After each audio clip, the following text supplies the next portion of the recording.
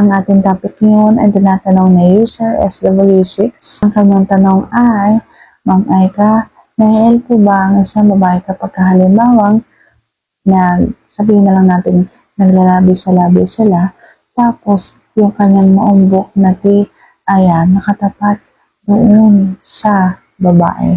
So yan natin pag-uusapan for today's video. Interesado ko ba malaman kung ano ang aking sagot? Please keep on watching para bago yan. Kung bago ka pa lang sa aking channel, please consider to like this video and subscribe my channel.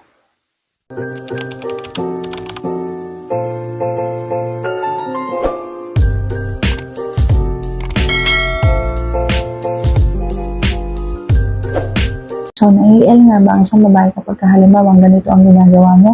Ang sagot ko ay pwede na mael. Kapag halimbawa nagtutukaan kayo tapos ang gagawin mo, imbis na nakatutok lamang yung iyong doon sa kanyang bulaklak, ang gagawin mo ay ikaskas mo doon sa kanyang harapan. Yun talaga yung siguradong mael siya na may ginagawa yung maumbok mong harapan habang kayo ay nagtutukaan.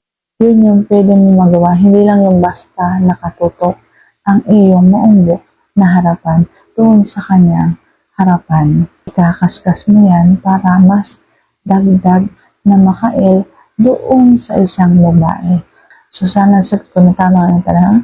And if you like this video, please consider to like this video and subscribe my channel. Thank you for watching. See you on my next vlog.